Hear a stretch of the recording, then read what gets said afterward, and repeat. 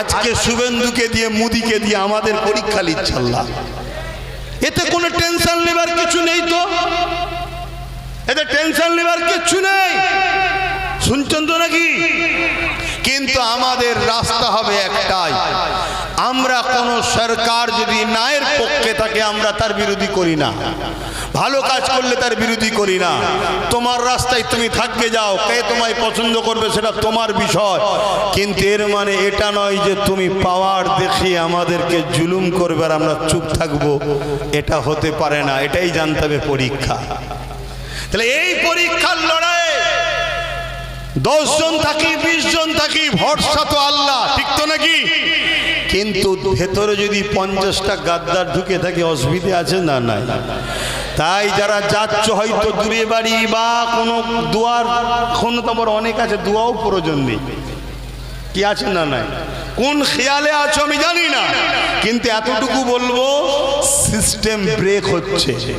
তুমি যাকে ভালোবাসো বলো, সে যতক্ষণ বসে থাকবে তোমার ততক্ষণ বসে থাকাটাই হলো প্রকৃত মানা। সে যখন ইজাজত দেবে যাও, তখন তুমি যাবে, তবেই তো তুমি প্রকৃত লিডারশিপ মানলে, তবেই তো তোমার জন্য আমি রাস্তায় নামবো। আজ থেকে 3 বছর আগে বলেছিলাম একটা দিন আসবে চোখ দিয়ে পানি নয় খুন বেরোবে। 1.5 বছর অলরেডি হয়ে গেছে, 1.5 বছর বাকি আছে। বাড়ি বাড়ি সব ফর্ম দেওয়া হচ্ছে থানা থেকে, কি ব্যাপার না মসজিদে কি আছে না আছে নারী নক্ষত্রের হিসাব দাও। কেন আপনি জানেন না? আপনি জানেন না? আপনাদের কাছে ডাটা নাই? তাহলে কি করছিলেন এতদিন ধরে? সব থাকা দরকার তো। তাহলে যদি বলেন যে না অন্য কিছু ব্যাপার আছে, ডাটা তো থাকা দরকার, তাহলে যদি দিতেই হয় সরকারি স্টাম্পওয়ালা প্যাড ছাড়া কোনো জায়গায় দেব না। শুনছেন তো নাকি? আর যেটা দেবো তার রিসিভও নেবো, আগে থেকে জেরক্সও করে রাখবো। আর মাইক খুলে নেওয়ার ক্ষমতা কারো বাপের নেই। কথা বুঝে আসছে? হ্যাঁ বলতে পারেন সিস্টেম কোর্টের আছে, কোর্টকে তো মানি রে বাবা, আইনকে মানবো না? দেশে বসবাস করবো, তাই তো সমাজ বিরোধী দেশ বিরোধী হয়ে গেলাম। কিন্তু মাইক খুলে নেবার অধিকার কে দিয়েছে? ছাবলামো ধরেছ? মাইক খুলে নেবার পারমিশন তোমায় কে দিয়েছে? এই যে আজান হক শুরু হয়ে গেল, আর তো কথা বলার সময় নেই। কি আপনাদের আবার একবার বলে যাচ্ছি, নিজেদের মধ্যে ঐক্য একত হন, কারো ক্ষতি করার জন্য নয়, নিজেদের ইনসাফ ইনসানিয়াত অধিকার পাওয়ার জন্যে।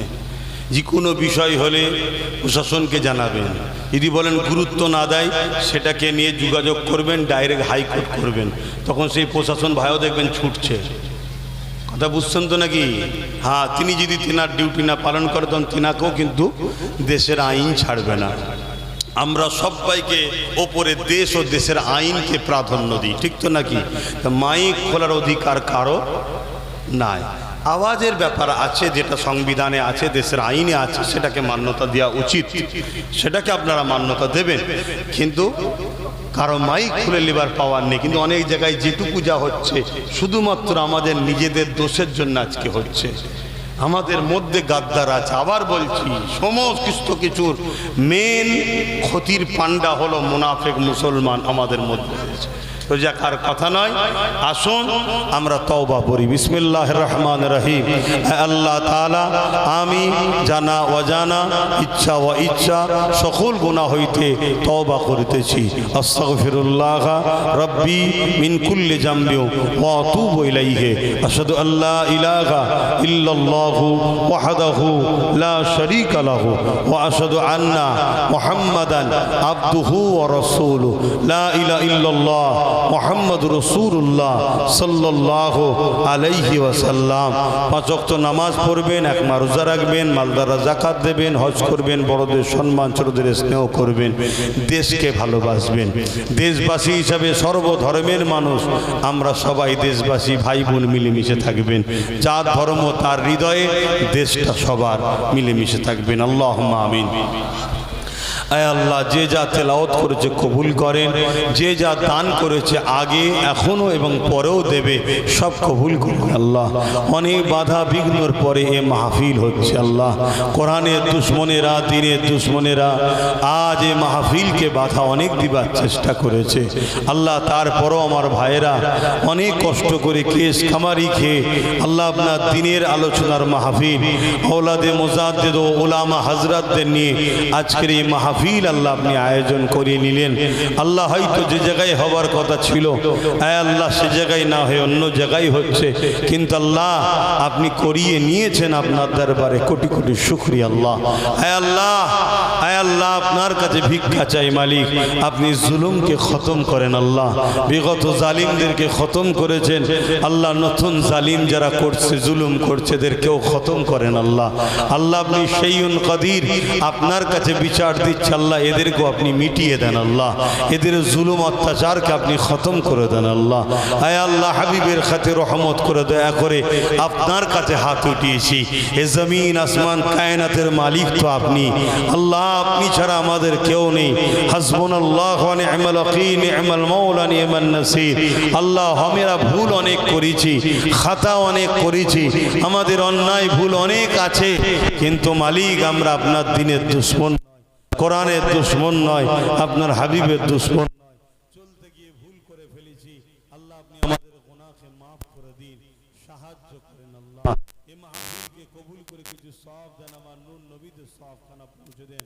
হুজুর আব্বা জান আম্মা জান পরিবার সাহাবা সাহাবিয়া চার পীর চার ইমাম হুজুরদের রুয়ে সওয়াব পৌঁছে দিন। तमाम পৃথিবীর নবী সিদ্দিকিন সুহাদা সালিহিন আরিফুল্লাহ হুজুরদের রুয়ে সওয়াব পৌঁছে দিন। আয় আল্লাহ আজকের এই মাহফিলে আমরা যারা হাত তুলে আমাদের মাই মুরব্বি যা চলে গেছে জান্নাতি করে দিন, যারা বেঁচে আছে নেক হায়াত দারাজ করুন, দিন ইসলামের উপরে কায়েম রাখেন, ইমানের জোশে বাঁচিয়ে ইমানের জোশে মরণ নসিব করেন।